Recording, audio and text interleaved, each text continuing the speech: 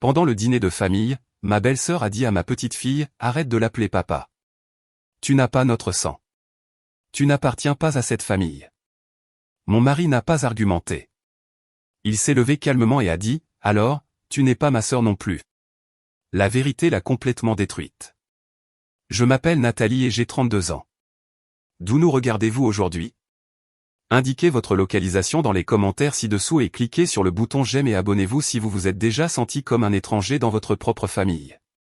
Vous voudrez certainement rester pour voir ce qui s'est passé ensuite. Mais laissez-moi revenir en arrière et vous raconter comment nous en sommes arrivés là.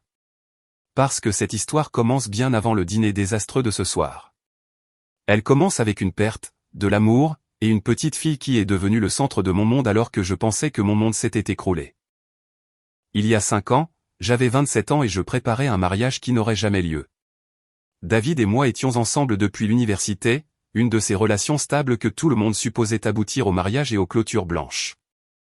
Nous venions d'emménager ensemble, et j'espérais secrètement qu'il me demanderait bientôt en mariage. Puis j'ai découvert que j'étais enceinte. Je me souviens avoir regardé ce test positif dans notre petite salle de bain, les mains tremblantes d'excitation et de terreur. Quand David est rentré de son travail sur le chantier ce soir-là, couvert de sueur et souriant, j'ai pratiquement bondi du canapé.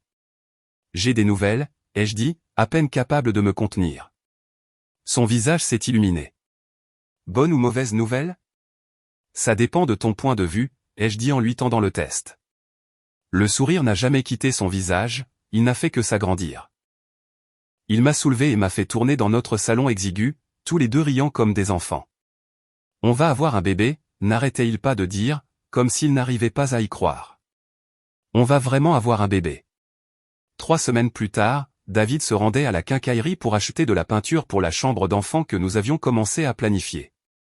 Le semi-remorque a grillé un feu rouge à 95 km/h.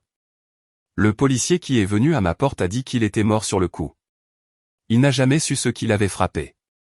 Une petite consolation, je suppose, mais cela signifiait aussi qu'il n'a jamais su que notre bébé aurait ses cheveux noirs et son menton têtu. Il n'a jamais su qu'elle rirait comme lui, de tout son corps. Le deuil pendant la grossesse est une forme d'enfer bien particulière. On fait grandir la vie tout en faisant face à la mort. Votre corps change, se préparant à la joie pendant que votre cœur se brise. Je suis allé seul à chaque rendez-vous prénatal, regardant d'autres couples se tenir la main pendant les échographies tandis que je m'agrippais seul à la coudoir de la table d'examen. Ma mère a essayé d'aider, mais elle vivait à 8 heures de route et avait ses propres problèmes de santé. Les parents de David m'ont en quelque sorte blâmé, comme si ma grossesse l'avait distrait à cette intersection. Ils ne voulaient rien avoir à faire avec moi ou leur petite fille. C'est leur droit. J'ai cessé d'essayer de les inclure après qu'ils m'aient raccroché au nez quand j'ai appelé pour leur dire qu'Émilie était née. Émilie. Je l'ai nommée d'après la grand-mère de David, la seule personne de sa famille qui m'ait jamais montré une gentillesse sincère. Elle aurait adoré cette petite fille aux yeux vifs et au sourire facile. Ses premiers mois ont été brutaux. On ne se rend pas compte du nombre de tâches simples qui nécessitent 2 personnes jusqu'à ce qu'on fasse tout seul. Tenir un bébé qui hurle en essayant de stériliser des biberons. Faire les courses avec un siège auto qui pèse plus que le bébé. Essayer de travailler pendant qu'elle faisait la sieste, en espérant qu'elle resterait endormie assez longtemps pour que vous puissiez terminer une seule tâche. Mais Émilie et moi, nous nous en sommes sortis ensemble. Nous avions nos routines, nos petites blagues, nos moments de calme où c'était juste nous contre le monde. Je travaillais en marketing à mon compte depuis la maison, ce qui payait les factures, mais n'offrait pas beaucoup d'interactions sociales. La plupart du temps, Émilie était la seule personne à qui je parlais, et elle n'était pas encore très bavarde. Quand Émilie a eu 1 an, j'ai décidé que nous avions besoin de plus de gens dans nos vies. Pas de romance. Je n'étais pas encore prête pour ça, mais de l'amitié, une communauté, quelque chose au-delà des 4 murs de notre appartement. J'ai commencé à l'emmener régulièrement au parc, en espérant rencontrer d'autres parents. C'est là que j'ai rencontré Sarah, une mère célibataire avec un fils de l'âge d'Émilie. Nous avons sympathisé sur l'épuisement partagé de la parentalité en solo. Tu devrais venir au centre communautaire, m'a dit Sarah un après-midi pendant que nos enfants jouaient dans le bac à sable. Ils ont un groupe de soutien pour jeunes parents. Rien de lourd, juste du café et de la conversation pendant que les enfants jouent. Le centre communautaire ressemblait à tous les centres communautaires jamais construits. Lumière fluorescente, affiches de motivation, cette odeur de nettoyant pour sol et d'espoir. Le groupe de soutien se réunissait dans une pièce avec un cercle de chaises dépareillées et un coin rempli de jouets qui avaient connu des jours meilleurs. C'est là que j'ai vu Caleb pour la première fois. Il était assis de l'autre côté du cercle, faisant rebondir un bambin sur son genou tout en écoutant un autre parent parler des désastres de l'apprentissage de la propreté. Le petit garçon avait les cheveux blonds cendrés de Caleb et les mêmes yeux verts. Mais quelque chose dans leur interaction semblait différent des autres pères parents-enfants dans la pièce. Après la réunion, je luttais pour enfiler sa veste à Emily quand le petit garçon s'est approché en titubant et lui a tendu un camion jouet. Emily, qui traversait une phase où elle rejetait la plupart des avances sociales, a en fait souri et dit « Merci », de sa voix la plus claire à ce jour. C'est un progrès, a dit Caleb en s'approchant avec ce sourire facile. Mason est généralement assez possessif avec ses camions. Emily est généralement assez méfiante envers les nouvelles personnes, ai-je admis. Bons instincts, en fait. Nous sommes restés là à regarder nos enfants interagir avec l'attention prudente des parents qui ont appris que la dynamique d'une aire de jeu peut passer de pacifique à chaotique en quelques secondes. Mason bavardait avec Emily de cette manière sérieuse qu'ont les tout-petits, pointant différents jouets et expliquant apparemment leurs diverses fonctions. « Votre fils est un sacré vendeur », ai-je dit. Mon neveu, en fait, a corrigé Caleb. Je le garde pendant que ma sœur travaille. C'est notre routine depuis environ 6 mois. Je l'ai regardé de plus près. Milieu de la trentaine, des rides du sourire autour de ses yeux verts, portant un t-shirt qui avait définitivement connu des jours meilleurs, mais qui était propre. Il y avait quelque chose de solide en lui. Stable d'une manière qui me rappelait David, mais sans la comparaison douloureuse qui accompagnait habituellement de telles pensées. C'est vraiment gentil de votre part, ai-je dit. Tout le monde n'assumerait pas ce genre de responsabilité. Il a haussé les épaules. Mason est facile. En plus, ma sœur avait besoin d'aide et j'avais besoin de quelque chose à faire de mes après-midi. Gagnant-gagnant. Nous avons fini par marcher ensemble jusqu'au parking. Tous les deux avançant au rythme glaciaire requis lorsqu'on accompagne des enfants d'1 an. Emily avait apparemment décidé que Mason était une compagnie acceptable et n'arrêtait pas de se retourner pour s'assurer qu'il nous suivait toujours. Même heure la semaine prochaine, a demandé Caleb alors que nous atteignions ma voiture. Probablement, ai-je dit, puis j'ai ajouté avec plus de certitude. Oui, certainement. Il a souri. Bien. Mason sera déçu si Emily ne vient pas. Il est déjà en train de planifier quel jouet lui apporter. Je suis rentré à la maison avec Emily qui babillait dans son siège auto, disant de temps en temps, Mason, avec le même ton qu'elle réservait habituellement à Cookie ou air de jeu. Ça avait été une bonne journée. Normale même. J'avais oublié à quel point la normalité pouvait être agréable. La semaine suivante, je me suis surprise à choisir ma tenue plus soigneusement que d'habitude. Rien de spectaculaire, juste un jean propre au lieu de celui taché de peinture. Une chemise qui n'avait pas de taches mystérieuses sur l'épaule. Vous savez, l'entretien de base qui était devenu facultatif lorsque votre principal compagnon était un tout petit. Caleb était déjà là quand nous sommes arrivés. Mason jouait avec des blocs dans le coin. Il nous a fait signe de la main et j'ai remarqué qu'il avait fait la même mise à niveau vestimentaire que moi. Emily, a crié Mason, brandissant un bloc comme si c'était la chose la plus excitante du monde. Nous sommes tombés dans une routine facile au cours des semaines suivantes. Le groupe de soutien est devenu moins une question de conseils parentaux et plus une question de conversation confortable qui avait lieu avant et après les réunions. Caleb nous gardait des places. J'apportais des collations supplémentaires qu'Emily partageait inévitablement avec Mason. J'ai appris qu'il était un entrepreneur spécialisé dans la rénovation de cuisine. Qu'il était revenu en ville il y a 3 ans pour aider ses parents vieillissants. Que sa sœur Jessica cumulait 2 emplois pour terminer ses études d'infirmière. Il a appris que j'étais seul avec Emily depuis sa naissance, que je travaillais dans le marketing, que les conversations d'adultes me manquaient. Tu es doué avec elle, a-t-il dit un après-midi, me regardant négocier un conflit de jouets entre Emily et un autre enfant avec une précision diplomatique. Patiente mais ferme. Ce n'est pas facile à équilibrer. Certains jours, j'ai l'impression d'improviser complètement, ai-je admis. Comme s'il devait y avoir un manuel pour ça et que j'ai manqué le jour où ils les ont distribués. S'il y avait un manuel, la moitié des choses ne s'appliqueraient de toute façon pas, a-t-il dit. Les enfants ne lisent pas les instructions. J'ai ri et j'ai réalisé que c'était la première fois que je riais du stress parental au lieu de simplement le subir. quelque chose dans sa perspective rendait les défis quotidiens gérables au lieu d'être écrasantes. Après 6 semaines de réunions de groupe, Caleb a demandé si Emily et moi voulions nous joindre à lui et Mason pour déjeuner après la prochaine session. Rien de chic, a-t-il dit rapidement. Il y a un dîner en bas de la rue avec un menu pour enfants et des crayons de couleur. Mason adore leur grillé cheese. J'ai dit oui avant de pouvoir trop réfléchir. Emily adorait aussi les grillés cheese. Le dîner était exactement comme annoncé, banquette en vinyle rouge, un jukebox qui n'avait probablement pas été mis à jour depuis 1985, et des crayons de couleur qui avaient été utilisés par environ 3000 enfants précédents. Emily et Mason se sont immédiatement emparés d'une boîte de crayons et ont commencé à créer ce que j'ai généreusement appelé de l'art abstrait sur leur napperon en papier.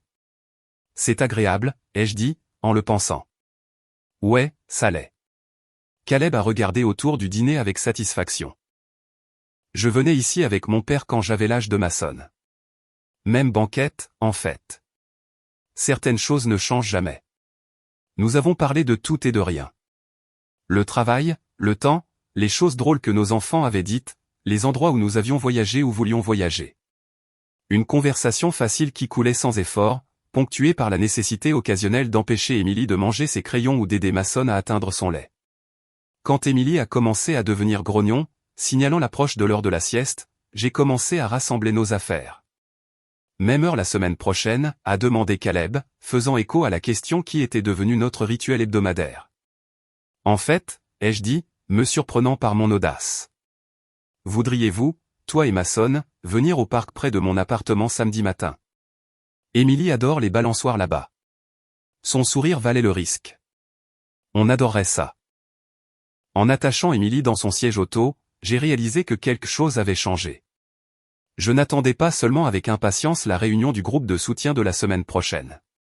J'attendais avec impatience samedi, de passer du temps avec Caleb qui n'avait rien à voir avec des conseils parentaux ou le café du centre communautaire. Pour la première fois depuis la mort de David, je m'intéressais à quelqu'un.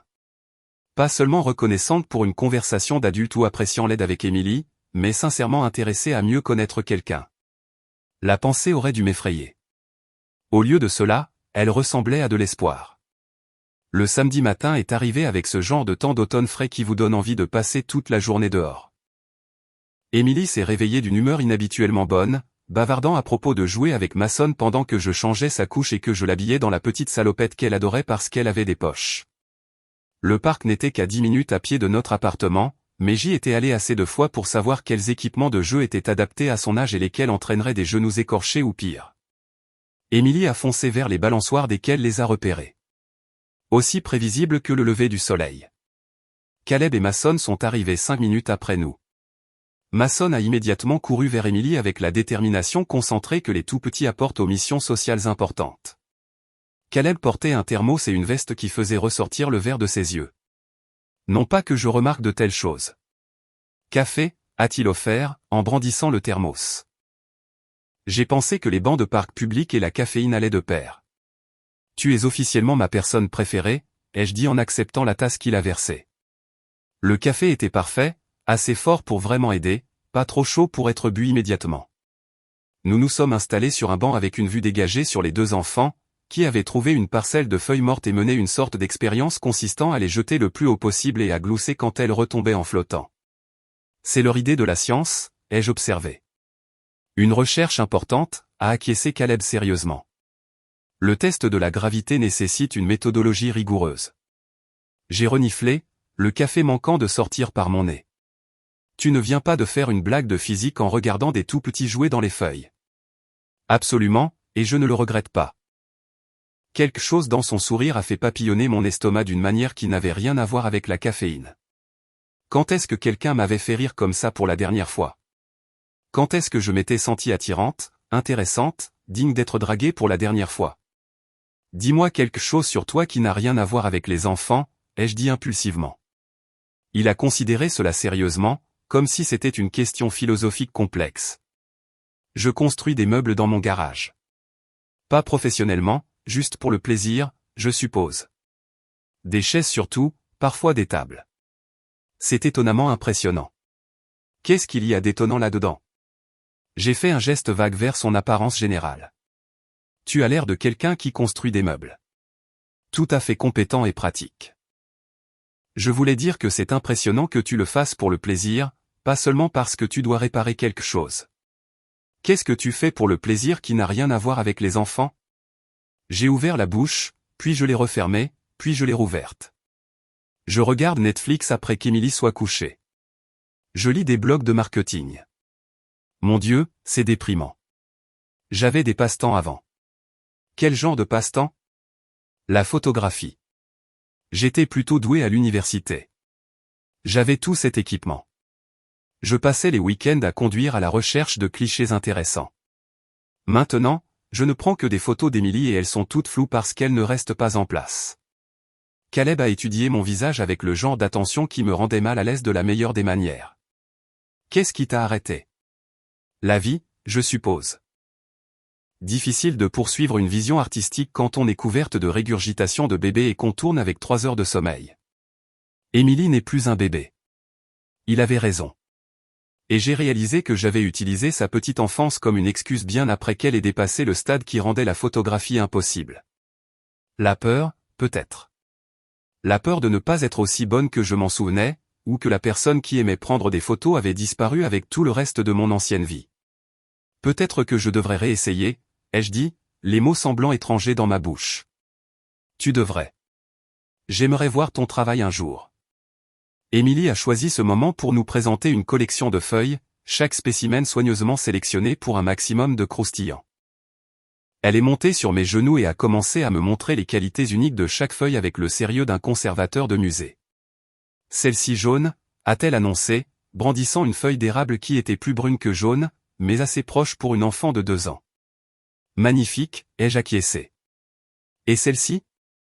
Nous avons passé 20 minutes à cataloguer des feuilles pendant que Mason montrait à Caleb sa collection de pierres, qui avait apparemment des principes d'organisation très spécifiques qui n'avaient de sens que pour un esprit de tout petit. Nous devrions probablement rentrer bientôt, ai-je dit finalement, notant les signes d'une crise imminente dans l'agitation croissante d'Emily. L'heure de la sieste approche. C'était vraiment sympa, a dit Caleb en aidant à rassembler les jouets éparpillés. On devrait refaire ça. Voudrais-tu venir dîner un de ces soirs cette semaine? L'invitation est sortie avant que je puisse y réfléchir à 2 fois. Rien de chic. Probablement des pâtes et les légumes qu'Emily acceptera de manger, mais... J'adorerais ça.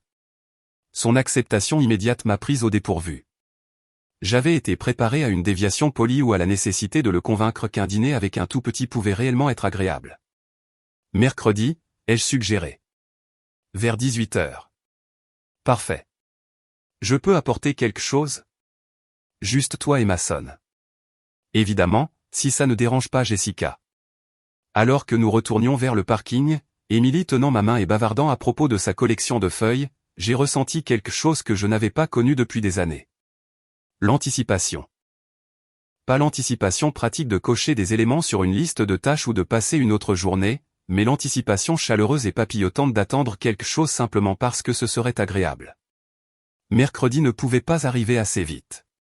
Quand il est arrivé, j'ai passé plus de temps à me préparer que je n'en avais passé pour quoi que ce soit depuis des mois.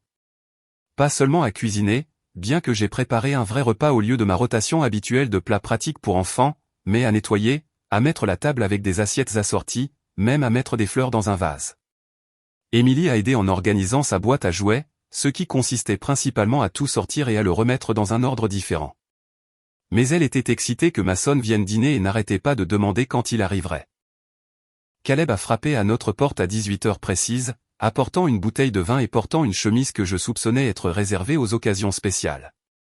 Mason avait un petit sac à dos qui, je l'ai supposé, contenait des fournitures de divertissement d'urgence, le genre de préparation qui caractérise un soignant expérimenté. Ça sent incroyablement bon, a dit Caleb en me suivant dans la cuisine. Pain à l'ail et optimisme, ai-je dit. Les pâtes cuisent encore, mais Emily a insisté pour goûter la sauce environ 14 fois, donc je suis confiante qu'elle répond aux normes d'approbation des tout-petits. Le dîner s'est déroulé de manière étonnamment fluide. Emily et Mason se sont divertis l'un l'autre avec un jeu complexe consistant à se passer des crayons de couleur tout en faisant des effets sonores de plus en plus élaborés. Les adultes ont réussi à avoir une conversation réelle entre les tâches d'arbitre. C'est vraiment bon, a dit Caleb en enroulant les pâtes autour de sa fourchette avec le mouvement exercé de quelqu'un qui a mangé de nombreux repas tout en gérant un petit enfant. Quand tu as dit rien de chic, je m'attendais à des hot dogs. Je garde les hot dogs pour les occasions spéciales, ai-je dit sèchement. Comme quand j'ai complètement abandonné la vie. Il a ri et j'ai de nouveau senti ce papillonnement. Quand est-ce que j'avais fait rire quelqu'un exprès pour la dernière fois? Quand est-ce que j'avais voulu le faire pour la dernière fois? Après le dîner, nous sommes passés au salon pendant que les enfants jouaient avec les jouets d'Emily. Caleb a aidé à nettoyer sans qu'on le lui demande, naviguant dans ma cuisine comme s'il y était déjà venu. Facile, confortable, naturel. Merci pour ça, a-t-il dit alors que nous finissions de charger le lave-vaisselle. De nous avoir invités. Mason n'a pas beaucoup d'expérience familiale normale. Que veux-tu dire? Son expression est devenue plus sérieuse. Jessica fait de son mieux, mais travailler à 2 emplois et aller à l'école ne laisse pas beaucoup de temps pour les dîners. Mason passe la plupart des soirées avec des baby-sittés ou à la garderie. Ce genre de choses. S'asseoir autour d'une table, les adultes parlant pendant que les enfants jouent à proximité. C'est bon pour lui. J'ai regardé Emily et Mason, qui avaient découvert la magie de construire des tours de blocs spécifiquement dans le but de les faire tomber. C'est bon pour Emily aussi. Et pour moi, si je suis honnête. Seul? A-t-il demandé doucement. Parfois. Plus que parfois, en fait. On ne se rend pas compte à quel point on a besoin de conversations d'adultes jusqu'à ce qu'on n'en ait plus. Nous sommes restés là dans un silence confortable, regardant nos enfants détruire et reconstruire leurs créations architecturales avec le dévouement de petits experts en démolition. Nathalie, a dit Caleb, et quelque chose dans son ton m'a fait le regarder plus attentivement. Voudrais-tu sortir un de ces jours, juste nous deux? Mon cœur s'est arrêté, puis est reparti à double vitesse. Tu me demandes un rendez-vous? Je te demande définitivement un rendez-vous. J'ai regardé Emily, qui montrait à Mason comment faire de ces blocs un pont, complètement absorbé par son projet d'ingénierie. Quand est-ce que j'avais eu un rendez-vous pour la dernière fois? Quand est-ce que j'avais voulu avoir un rendez-vous pour la dernière fois? Oui, ai-je dit. J'aimerais ça. Son sourire était si éclatant que j'ai dû résister à l'envie de me protéger les yeux. Samedi soir. Je connais un endroit. Notre premier rendez-vous officiel a eu lieu dans un petit restaurant italien du centre-ville qui avait exactement le bon équilibre entre une atmosphère adulte et la compréhension que tous ceux qui y mangeaient n'étaient pas nécessairement des convives sophistiqués. Caleb portait une chemise boutonnée bleu marine qui rendait ses yeux encore plus verts. Et je portais la seule robe que je possédais qui n'avait pas été compromise par des taches liées au tout petit. Nous avons parlé pendant 3 heures. 3 heures réelles de conversation d'adultes ininterrompues, couvrant tout, des rêves de voyage aux embarras d'enfance en passant par les livres que nous avions aimés et perdus de vue dans le chaos de la vie quotidienne. Quand le serveur s'est finalement approché avec l'addition, j'ai été surprise que le restaurant serve encore le dîner. J'avais l'impression que nous venions d'arriver. Je devrais rentrer, ai-je dit à contre-cœur en regardant ma montre. Emily était avec Sarah pour la soirée, mais je ne voulais pas abuser de l'arrangement de babysitting. Bien sûr, a dit Caleb en se levant pour m'aider avec mon manteau, un geste à la fois démodé et attentionné. Bien que je doive admettre que je ne suis pas prêt à ce que ça se termine. Moi non plus. Dans le parking, il m'a raccompagné jusqu'à ma voiture, les mains dans les poches comme un adolescent à son premier rendez-vous. La comparaison n'était pas entièrement inexacte. Je me sentais moi-même comme une adolescente, nerveuse et excitée et complètement rouillée avec la danse délicate d'une nouvelle romance. J'ai passé un très bon moment, ai-je dit en tâtonnant avec mes clés. Assez bon pour le refaire? Définitivement. Il s'est penché et m'a embrassé, doucement, brièvement et parfaitement. Quand il s'est reculé, son sourire était doux. Je t'appellerai demain. Tu as intérêt. Je suis rentré à la maison avec la radio à fond et les fenêtres entr'ouvertes. Me sentant plus moi-même que je ne l'avais été depuis des années. Pas la version mère célibataire épuisée de moi-même. Pas la version veuve en deuil. Juste Nathalie, la personne que j'étais avant que la vie ne se complique, avec en plus une sagesse durement acquise et beaucoup plus d'appréciation pour les plaisirs simples. Le deuxième rendez-vous était un pique-nique dans le parc avec Emily et Mason parce que trouver une garde d'enfants pour 2 parents célibataires nécessitait le genre de planification avancée habituellement réservée aux opérations militaires.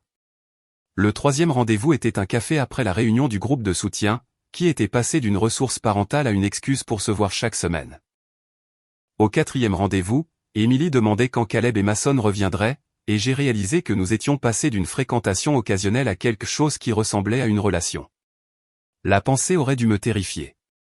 Cela faisait 3 ans que David était mort, et je n'avais même pas regardé un autre homme avec intérêt. Au lieu de cela, cela semblait juste d'une manière que je n'avais pas prévue. 6 mois plus tard, Caleb a demandé s'il pouvait garder une tenue de rechange dans mon appartement.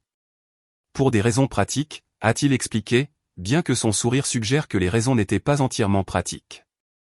Au cas où je serais appelé pour un projet d'urgence et que j'aurais besoin de vêtements propres. Rénovation de cuisine d'urgence, ai-je demandé sceptiquement. On ne sait jamais quand quelqu'un pourrait avoir une crise de placard. Je lui ai vidé un tiroir le soir même. 1 an plus tard, il a évoqué la possibilité d'emménager ensemble. Nous préparions le petit déjeuner dans ma cuisine. Enfin, il préparait le petit déjeuner pendant que j'essayais de convaincre Émilie que les fruits étaient un aliment acceptable pour le petit déjeuner et non une attaque personnelle contre sa liberté, quand il a mentionné que son bail était à renouveler. Je pourrais trouver un endroit plus grand, a-t-il dit nonchalamment en retournant les crêpes avec le genre de compétence qui n'arrêtait jamais de m'impressionner. 2 chambres, peut-être 3. De la place pour qu'Émilie ait son propre espace. Pour que Mason vienne quand Jessica a besoin d'aide. Émilie a levé les yeux de sa destruction systématique d'une banane. Caleb habite ici? Tu aimerais ça, lui ai-je demandé. Elle a considéré cela avec le sérieux qu'elle apportait à toutes les décisions importantes. Caleb fait bon petit déjeuner. C'est vrai, ai-je convenu. Il fait de bons petits déjeuners. Et Mason vient aussi? Parfois, a dit Caleb. Quand il a besoin d'un endroit où rester.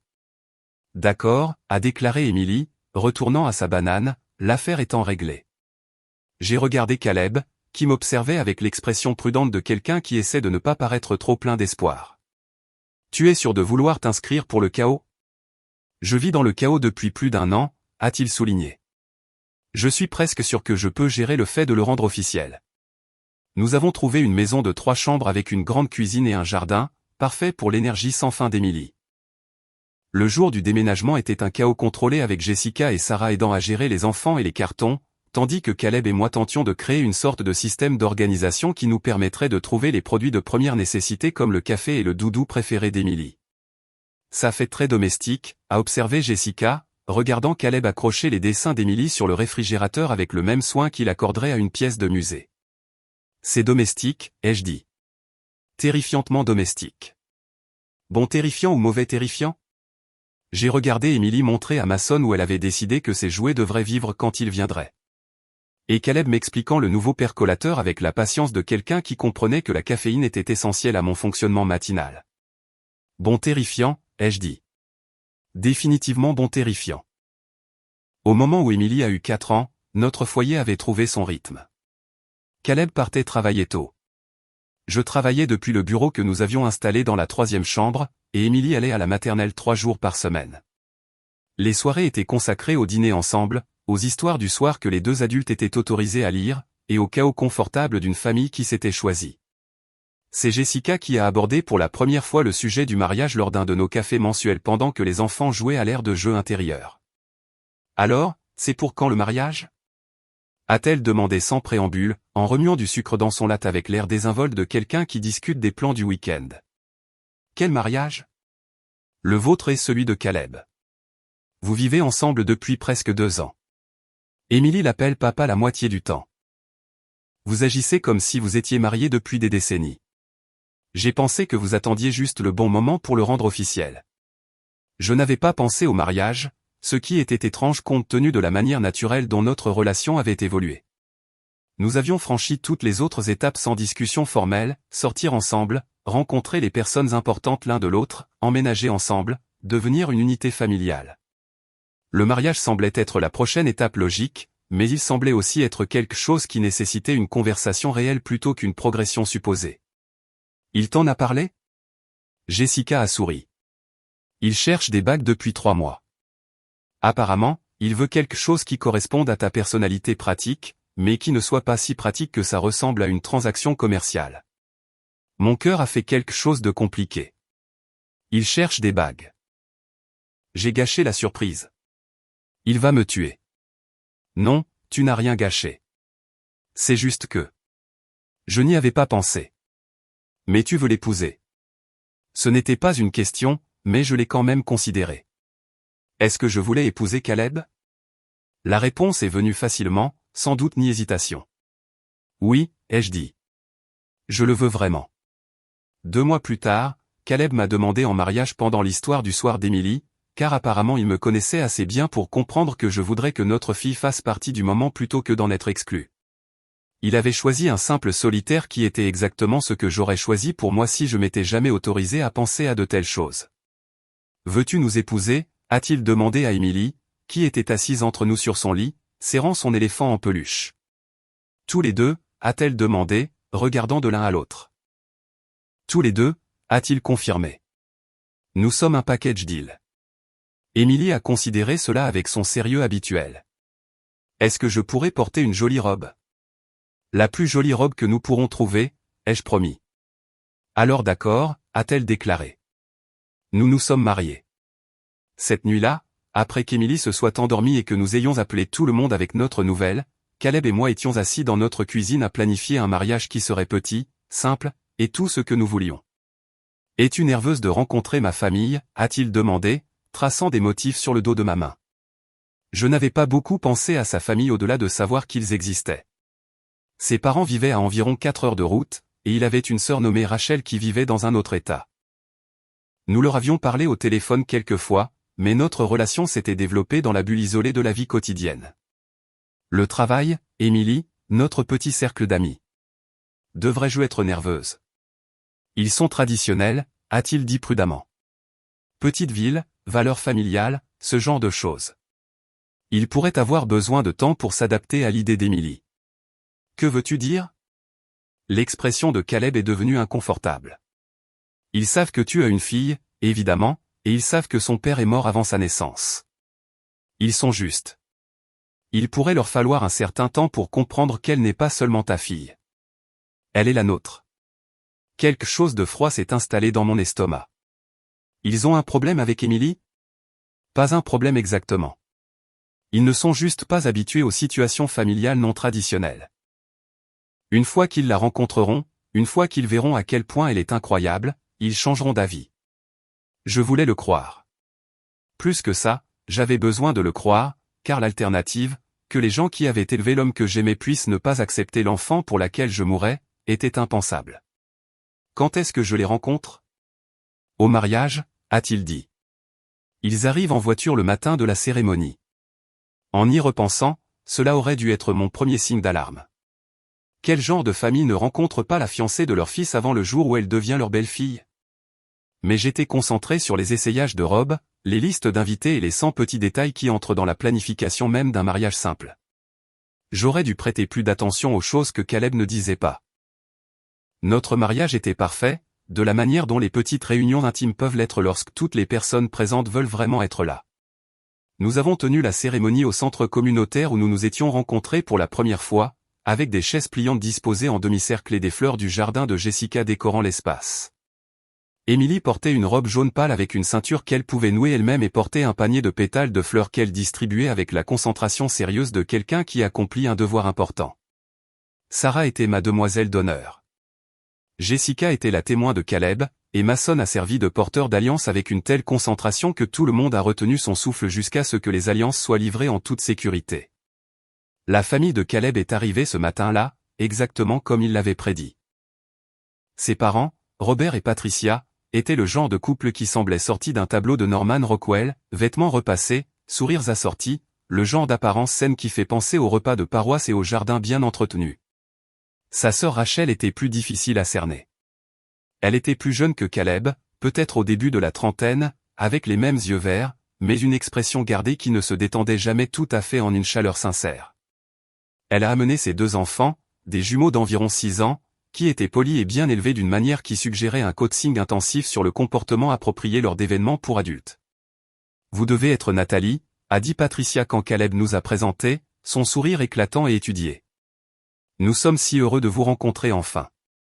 Et voici Émilie, ai-je dit, guidant ma fille en avant avec une main douce sur son épaule. Émilie, qui avait été coachée sur la rencontre de nouvelles personnes, s'est avancée et a tendu la main pour une poignée de main, exactement comme nous l'avions pratiqué. Enchantée de vous rencontrer, a-t-elle dit clairement. Patricia a serré la main d'Émilie avec le même enthousiasme qu'elle avait montré en me rencontrant, mais j'ai surpris le rapide regard qu'elle a échangé avec Robert. Quelque chose est passé entre eux, trop bref pour que je puisse l'interpréter, mais trop évident pour l'ignorer. Elle est charmante, a dit Patricia. Et je ne pouvais pas dire si la légère emphase sur « elle est » était intentionnelle ou si j'étais trop sensible. La cérémonie elle-même était magnifique. Les vœux de Caleb m'ont fait pleurer. Émilie a rempli ses fonctions de bouquetière à la perfection, et notre petit groupe d'amis et de famille a ri et applaudi au bon moment. Lorsque l'officiant nous a déclarés mari et femme, Émilie a applaudi assez fort pour faire rire tout le monde à nouveau. Pendant la réception, gâteau et champagne dans le même centre communautaire avec de la musique provenant de la playlist de l'iPhone de quelqu'un, j'ai observé la famille de Caleb interagir avec nos amis et j'ai ressenti le premier véritable frémissement de malaise. Ils étaient polis, scrupuleusement, soigneusement, manifestement polis. Ils posaient des questions appropriées, faisaient des commentaires appropriés, souriaient aux moments appropriés, mais il y avait quelque chose de performatif dans leur comportement, comme s'ils jouaient le rôle de membres de la famille accueillant plutôt que de l'être réellement. Les enfants de Rachel étaient assis tranquillement à leur table assignée, mangeant du gâteau avec des manières parfaites, tandis qu'Émilie et Mason couraient partout avec le genre d'énergie joyeuse que l'on attend des enfants à une fête. Quand Émilie s'est approchée de leur table pour leur montrer son panier de fleurs, ils ont regardé leur mère pour obtenir la permission avant de répondre. Ils sont très bien élevés, ai-je dit à Rachel, essayant d'engager la conversation. Nous croyons en la structure, a-t-elle répondu, regardant Émilie démontrer sa technique de lancer de fleurs à quiconque prêterait attention. Les enfants ont besoin de limites claires. Quelque chose dans son ton suggérait que c'était une observation pointue plutôt qu'une conversation décontractée. Mais avant que je puisse répondre, Caleb est apparu à mon coude avec du champagne, et le genre de sourire qui rendait mes préoccupations mesquines et sans importance. « Tu passes un bon moment ?» a-t-il demandé, passant son bras autour de ma taille. « Le meilleur moment ?» ai-je dit, en le pensant. Quelles que soient les réserves que j'avais sur sa famille, elle pouvait attendre. C'était notre journée, notre début, notre célébration. Après la réception, la famille de Caleb est retournée à son hôtel pendant que nous rentrions chez nous. Émilie épuisée et heureuse. Caleb et moi étourdis par la réalité d'être officiellement mariés. Nous avons mis Émilie au lit ensemble, tous les deux encore dans nos vêtements de mariage, et elle s'est endormie avant que nous ayons fini de lui lire son histoire. Alors, a dit Caleb alors que nous nous changions enfin. Comment c'était? Pas trop écrasant. C'était parfait, ai-je dit en suspendant soigneusement ma robe dans notre placard. Ta famille a l'air gentille. Ils vont s'adoucir, a-t-il dit rapidement. Ils ont juste besoin de temps pour s'habituer à l'idée d'Émilie. Ils ne sont pas vraiment habitués aux enfants. Les jumeaux de Rachel sont si calmes qu'on oublie qu'ils sont là. J'ai pensé à la joie exubérante d'Émilie, à son approche intrépide pour rencontrer de nouvelles personnes, à la façon dont elle avait insisté pour montrer à tout le monde son panier de fleurs. Il n'y avait rien de mal avec des enfants calmes, mais il n'y avait rien de mal non plus avec des enfants enthousiastes. Émilie était parfaitement bien élevée, ai-je dit, peut-être plus sur la défensive que nécessaire. Bien sûr qu'elle l'était. Elle était incroyable. Ils verront ça une fois qu'ils la connaîtront mieux. Je voulais demander quand cela arriverait, étant donné qu'ils vivaient à 4 heures de route et n'avaient fait aucun effort pour nous rendre visite pendant notre relation de 2 ans, mais c'était notre nuit de noces, et je ne voulais pas commencer notre mariage par une dispute sur l'acceptation de ma famille par la sienne. 6 mois plus tard, Caleb a abordé le sujet de l'adoption. Nous nettoyions après le dîner, Émilie jouant dans le salon à portée de vue de la cuisine, quand il a mentionné avoir vu un avocat spécialisé en droit de la famille pour rendre les choses officielles. Quelle chose? Ai-je demandé, bien que j'aie le sentiment de savoir. Émilie, a-t-il dit en posant le plat qu'il essuyait. Je veux l'adopter légalement, je veux dire. Pour qu'elle soit officiellement la mienne, pas seulement en pratique. Mes mains se sont immobilisées dans l'eau savonneuse. Elle est déjà la tienne. Je sais, mais je veux que ce soit légal. Je veux être son père sur le papier, pas seulement en pratique. J'ai regardé Émilie, qui construisait une tour élaborée avec des blocs tout en tenant une conversation complexe avec son éléphant en peluche.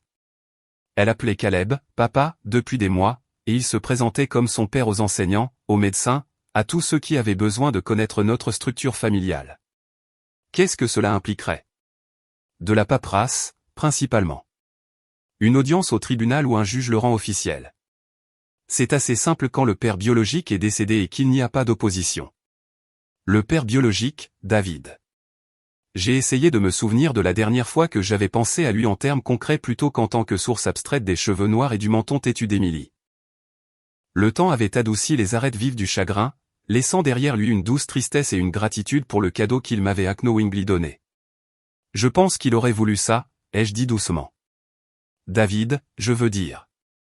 Il aurait voulu qu'Émilie ait un père qui a choisi d'être son père. Le sourire de Caleb était doux. Alors, tu es d'accord avec ça? Plus que d'accord. Je pense que c'est parfait. Mais alors qu'il me serrait dans ses bras, j'ai pensé à quelque chose qu'il avait mentionné plus tôt, rendre les choses officielles.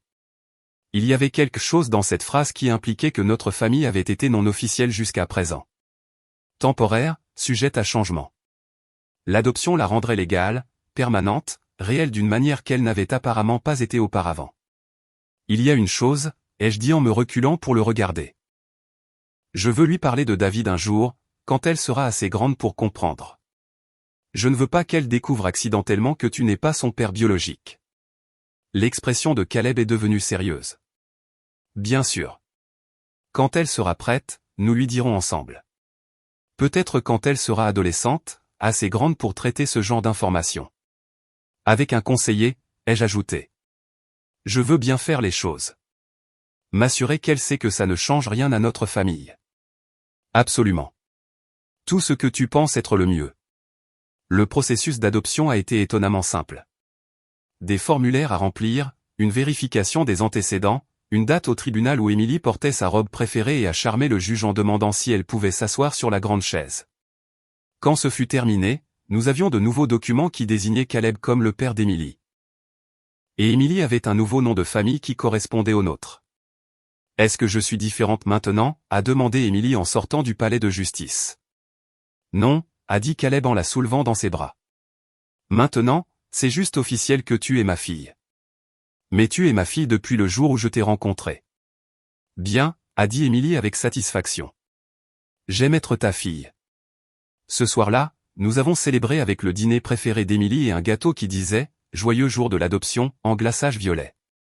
C'était comme l'achèvement de quelque chose que nous construisions depuis 3 ans.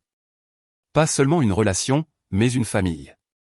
J'ai mis le certificat d'adoption dans notre coffre-fort à côté de notre certificat de mariage et de l'acte de naissance d'Émilie. Des documents légaux qui racontaient comment notre famille avait été créée par le choix et l'engagement plutôt que par la simple biologie. Pendant 2 ans, cela a semblé suffisant. Mais les familles sont des choses compliquées, et parfois les personnes qui devraient les soutenir le plus sont celles qui trouvent des moyens de les déchirer. J'ai appris cette leçon lors d'un terrible dîner quand Émilie avait 7 ans et était enfin assez grande, selon quelqu'un qui n'était pas son parent, pour apprendre quelques dures vérités sur sa place. La leçon est venue de la dernière personne à laquelle je m'attendais, et cela a tout changé dans ma compréhension de la famille que nous avions construite et des personnes que nous y avions laissé entrer. Émilie venait d'avoir 7 ans quand Patricia a appelé pour dire qu'elle et Rachel devaient venir en ville pour des rendez-vous médicaux. Rachel avait des maux de tête qui nécessitaient des examens par des spécialistes, et notre ville avait la meilleure clinique de neurologie de la région. Nous espérions pouvoir rester avec vous quelques jours, a dit Patricia, sa voix portant cette amabilité prudente qui signifiait qu'elle avait répété cette conversation. Les tarifs des hôtels en centre-ville sont tout simplement scandaleux, et ce serait si agréable de passer du vrai temps en famille. J'ai regardé Caleb, qui hochait la tête de manière encourageante. Sa relation avec sa famille avait toujours été plus respectueuse que chaleureuse, mais il maintenait des appels téléphoniques réguliers et se souvenait des anniversaires avec la constance de quelqu'un qui comprend les obligations familiales. Bien sûr, ai-je dit, bien que quelque chose dans mon estomac se soit noué. Combien de temps pensiez-vous rester? Juste quelques jours. Les rendez-vous de Rachel sont du mardi au jeudi, donc nous arriverions lundi soir et partirions vendredi matin, si cela vous convient. C'était mercredi quand Patricia a appelé, nous donnant 5 jours pour nous préparer à recevoir des invités. 5 jours pour nettoyer la chambre d'amis, remplir le réfrigérateur d'aliments susceptibles de plaire à des personnes dont je ne connaissais pas les préférences alimentaires, et informer Émilie de l'importance d'être sur son meilleur comportement pour mamie Pat et tante Rachel. Pourquoi dois-je être extra gentille? A demandé Émilie en m'aidant à changer les draps du lit d'amis. Pas extra gentille, ai-je corrigé. Juste ton toi-même gentil habituel. Parfois, quand les gens ne te voient pas très souvent, ils oublient à quel point tu es merveilleuse. Émilie a considéré cela avec le sérieux qu'elle apportait à la plupart des concepts adultes qu'elle ne comprenait pas tout à fait. Sont-elles gentilles? C'est la famille, ai-je dit, ce qui n'était pas exactement une réponse, mais c'était le mieux que je pouvais offrir. Lundi soir est arrivé, gris et brumeux, le genre de temps d'automne qui donnait à tout le monde envie de rester à l'intérieur.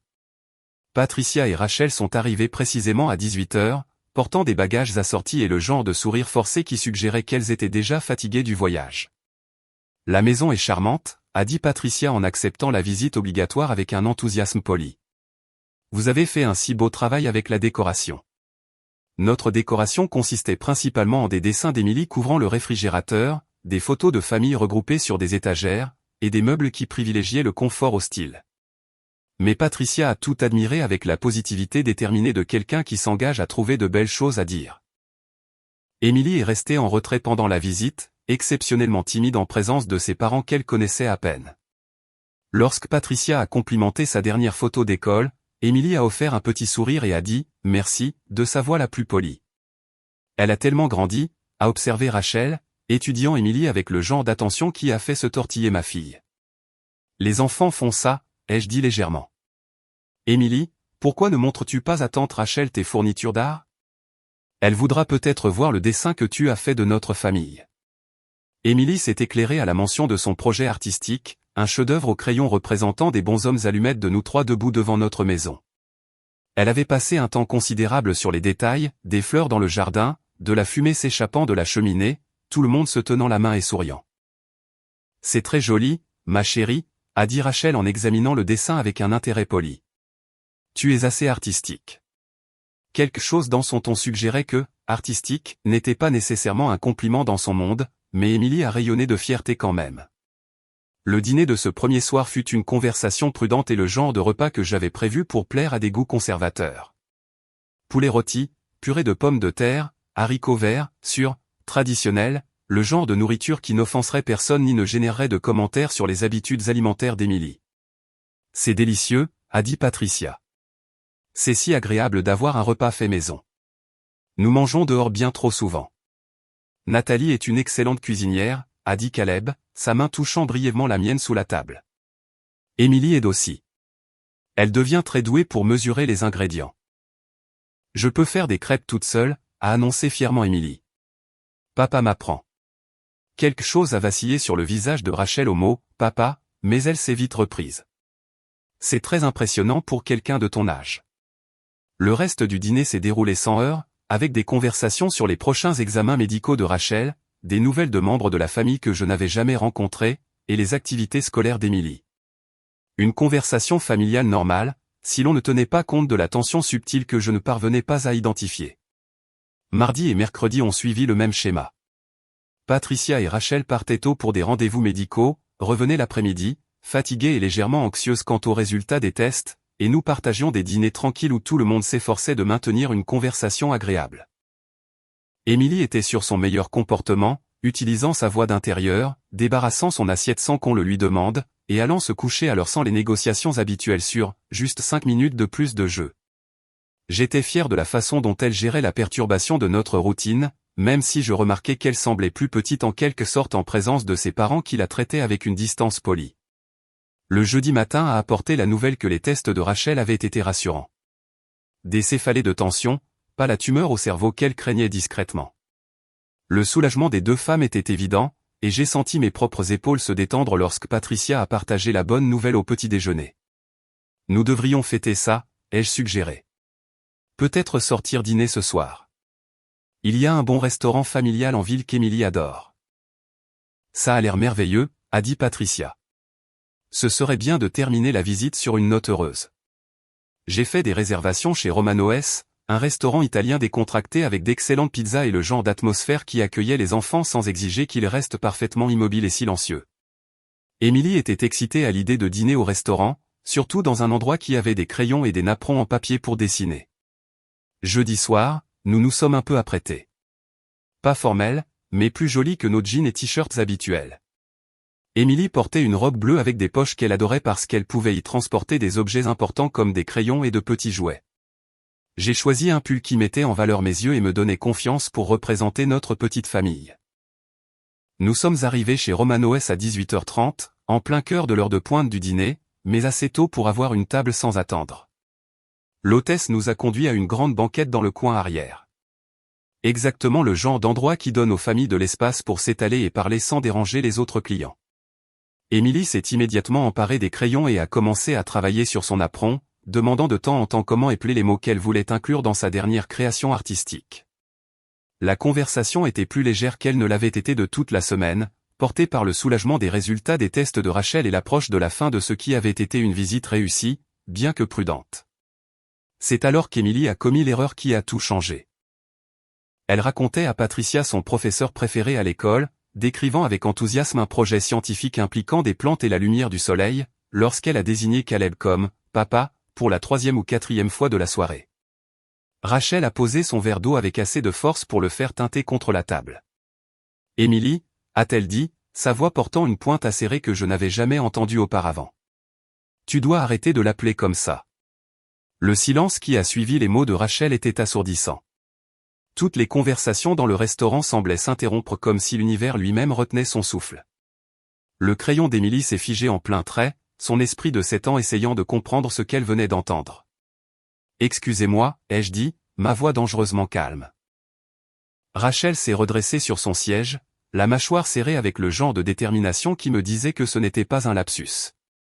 C'était planifié. Elle doit comprendre que Caleb n'est pas vraiment son père. Elle n'a pas notre sang. Elle n'appartient pas à cette famille. Le visage de Patricia était devenu blême, mais elle n'a pas contredit sa fille. Elle a simplement fixé ses mains comme si elle pouvait disparaître dans la nappe. Les yeux d'Émilie se sont remplis de larmes, mais elle n'a rien dit. Ma courageuse petite fille est restée assise là, absorbant la cruauté de personnes qui étaient censées l'aimer, et j'ai senti quelque chose se briser dans ma poitrine. « Comment osez-vous » ai-je chuchoté. Mais avant que je puisse en dire plus, Caleb a levé la main.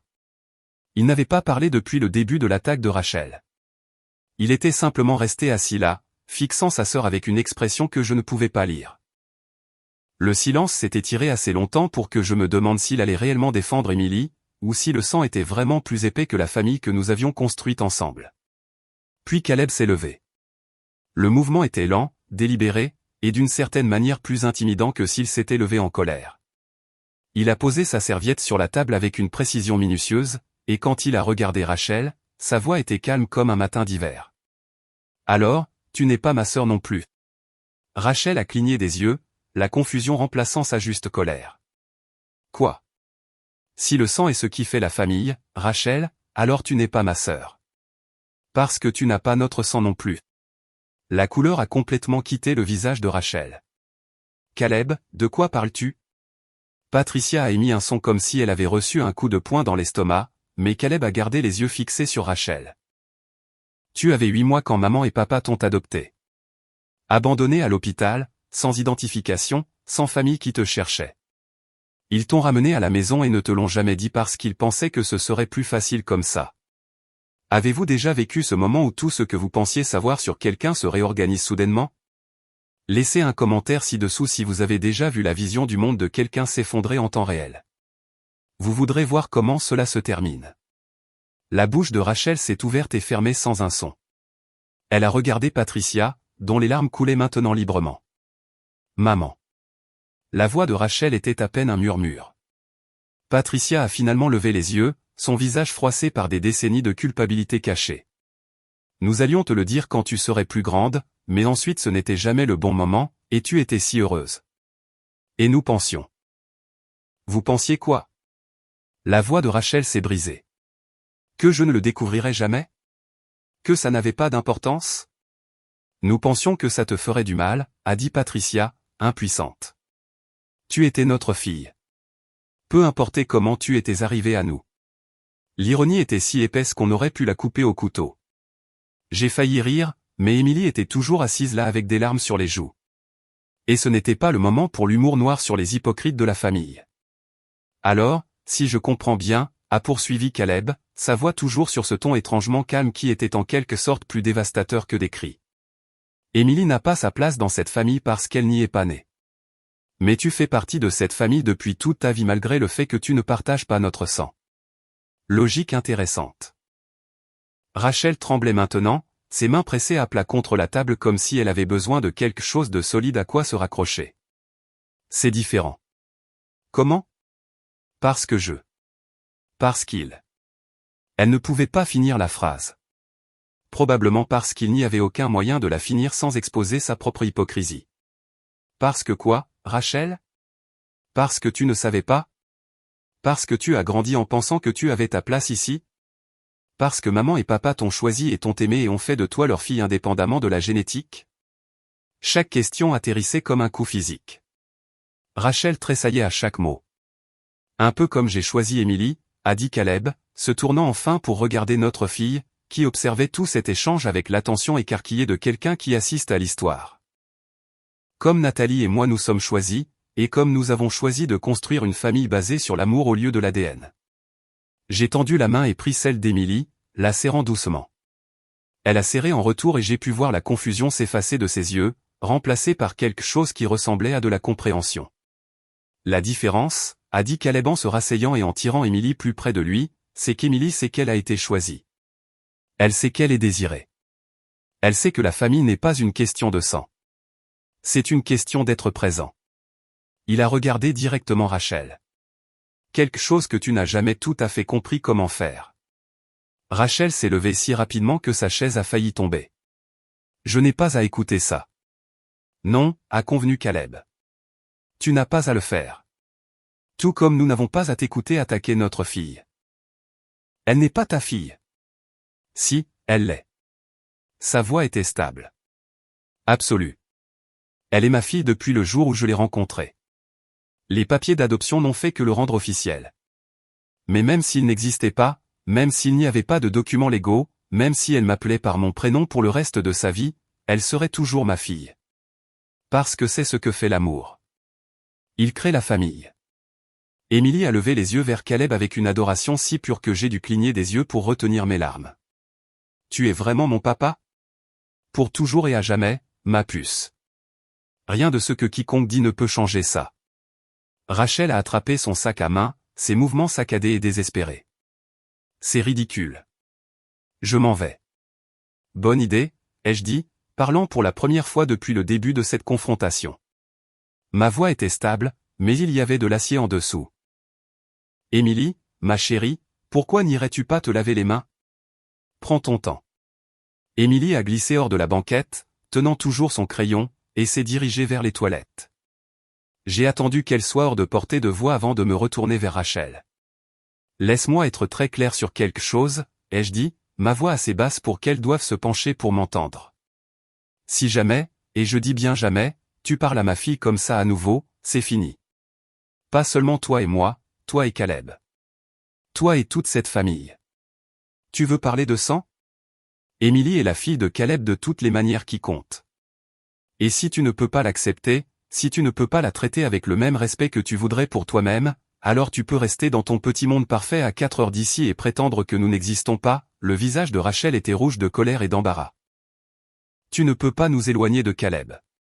Il est de notre famille. Regarde-moi faire. Patricia a finalement trouvé sa voix. S'il vous plaît, ne disons pas de choses que nous ne pouvons pas reprendre. Oh, je peux le reprendre, ai-je dit, regardant toujours Rachel. La question est de savoir si Rachel va s'excuser auprès d'Émilie et s'engager à mieux la traiter, ou si elle va continuer à se comporter comme une enfant qui vient de découvrir que le Père Noël n'existe pas. Rachel a regardé sa mère, puis Caleb, puis de nouveau moi.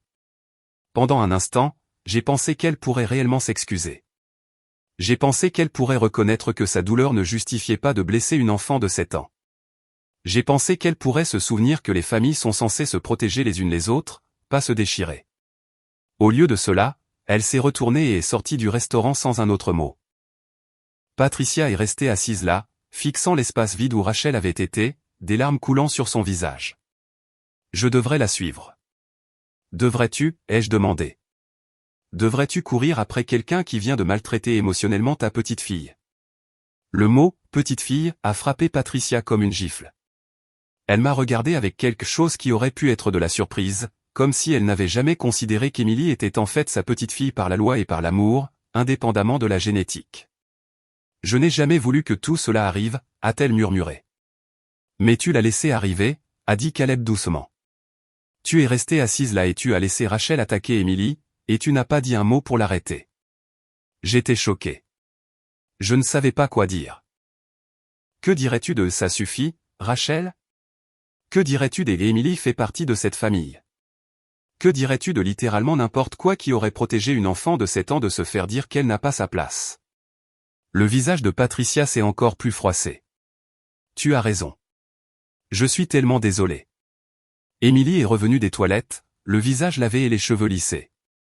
Elle a regardé autour de la table, notant l'absence de Rachel sans commentaire, et s'est glissée de nouveau dans la banquette à côté de Caleb. Tante Rachel est rentrée à la maison? A-t-elle demandé. Elle a dû partir, a dit Caleb prudemment. Elle était contrariée par certaines choses. Émilie a hoché la tête avec l'acceptation que les enfants montrent lorsque les adultes n'ont pas de sens. On dîne quand même? J'ai regardé notre table pleine de nourriture intacte et de verres d'eau, le visage de Patricia taché de larmes, les regards inquiets des convives voisins qui avaient manifestement été témoins d'au moins une partie de notre drame familial. Vous savez quoi, ai-je dit en faisant signe à notre serveur. Prenons ça à emporter. Je pense que nous serions tous plus à l'aise de manger à la maison. Le trajet de retour à notre maison était silencieux. Patricia était assise sur le siège passager, regardant par la fenêtre, tandis qu'Émilie bavardait doucement avec Caleb à propos de son dessin et si nous pouvions avoir de la crème glacée pour le dessert. Des préoccupations normales d'une enfant de 7 ans comme si la dernière heure ne s'était pas produite. Mais elle s'était produite et les effets allaient se répercuter sur notre famille pendant longtemps. Une fois rentrée à la maison, j'ai envoyé Émilie à l'étage pour qu'elle mette son pyjama pendant que Caleb et moi nous occupions des boîtes à emporter. Et Patricia a continué son imitation d'une femme en état de choc.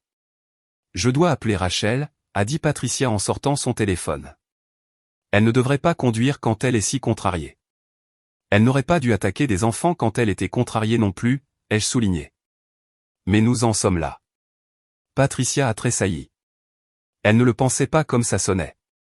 N'est-ce pas, a demandé Caleb en déballant les contenants avec plus de force que nécessaire. Parce que ça sonnait comme si elle pensait exactement ce qu'elle a dit. Émilie n'a pas sa place parce qu'elle ne partage pas notre ADN. Rachel a eu des difficultés avec certaines choses dernièrement. Son mariage ne va pas bien. Et la peur pour sa santé cette semaine. Et maintenant découvrir qu'elle a été adoptée. Arrête. J'ai levé la main. Juste, arrête. Je comprends que Rachel fait face à des informations difficiles. Je comprends qu'elle souffre. Mais rien de tout cela ne justifie ce qu'elle a fait à Émilie. Rien de tout cela. Vous ne comprenez pas ce que c'est que de découvrir que toute votre vie a été construite sur un mensonge. En fait, ai-je dit, ma voix devenant à nouveau dangereusement calme. Je comprends exactement ce que c'est que de voir toute sa vie réorganisée en un terrible moment. La différence, c'est que lorsque mon monde s'est effondré, je ne me suis pas vengé sur des enfants innocents. Patricia avait l'air confuse. Que veux-tu dire? J'ai réalisé qu'elle ne savait pas pour David. Dans toutes nos conversations prudentes au cours des dernières années, Caleb n'avait apparemment jamais mentionné que le père biologique d'Émilie était mort, que j'avais été veuve et seule et que je reconstruisais une vie à partir de zéro quand j'ai rencontré son fils. Le père d'Émilie est mort quand j'étais enceinte de 2 mois, ai-je dit simplement. Accident de voiture. J'ai élevé Émilie seule pendant 3 ans avant de rencontrer Caleb. Alors, oui, je sais ce que c'est que d'avoir sa vie complètement détruite et de devoir tout reconstruire à partir de rien. Et j'ai réussi à le faire sans attaquer les enfants. Le silence qui a suivi a été rompu par la voix d'Émilie depuis l'embrasure de la cuisine. Papa, je peux avoir du jus? Elle avait enfilé son pyjama préféré, celui avec des chiots dessus, et tenait son éléphant en peluche sous un bras. Elle avait l'air si petite et innocente que mon cœur s'est serré. Bien sûr, ma chérie, a dit Caleb en se dirigeant vers le réfrigérateur. Pomme ou orange? Pomme, s'il te plaît. Émilie est montée sur l'un des tabourets de la cuisine et a regardé nos visages tendus. Tout le monde est encore triste à propos de tante Rachel? Patricia a émis un son étouffé qui aurait pu être un sanglot.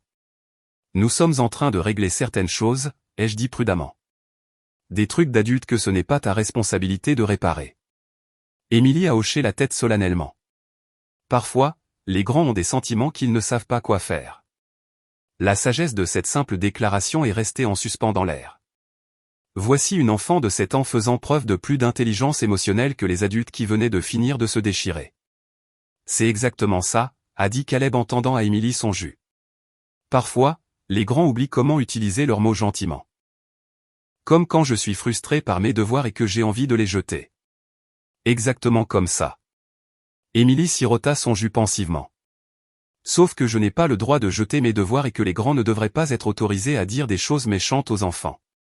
Tu as absolument raison, a dit Patricia, parlant pour la première fois depuis notre retour à la maison. Les grands ne devraient jamais dire de choses méchantes aux enfants. Et je suis désolé que cela te soit arrivé, Émilie. Émilie a considéré cela avec le sérieux qu'elle apportait à la plupart des excuses d'adultes. C'est bon. Je sais que papa m'aime même si tante Rachel a oublié pendant un petit moment. La simplicité de son pardon était dévastatrice. Elle n'allait pas porter cette blessure pour toujours. N'allait pas développer des problèmes de confiance ou des peurs d'abandon. Elle allait classer cela comme la fois où tante Rachel était confuse à propos des familles et continuer avec la confiance d'une enfant qui sait qu'elle est aimée. J'aurais aimé pouvoir faire de même. Mais je ne pouvais pas oublier le regard sur le visage de Rachel quand elle a délivré son poison. Je ne pouvais pas oublier le silence de Patricia. Je ne pouvais pas oublier que si Caleb n'avait pas défendu Émilie, notre fille aurait absorbé le message qu'elle ne faisait pas vraiment partie de notre famille. Émilie, finis ton jus et ensuite préparons-nous pour le lit, ai-je dit. La journée a été longue. Papa peut lire les histoires ce soir? Absolument, a dit Caleb immédiatement. Quel livre veux-tu? Alors qu'Émilie se lançait dans une explication de son histoire préférée du moment, j'ai croisé le regard de Patricia. Elle avait l'air perdue, incertaine, comme quelqu'un qui vient de réaliser qu'elle lisait la carte à l'envers depuis des années. Nous devons parler, ai-je dit doucement. Après qu'Émilie soit endormie. Elle a hoché la tête, comprenant que la vraie conversation ne faisait que commencer. 1 heure plus tard, Émilie était blottie dans son lit avec sa collection habituelle d'animaux en peluche et sa promesse d'essayer de ne pas trop penser aux choses tristes.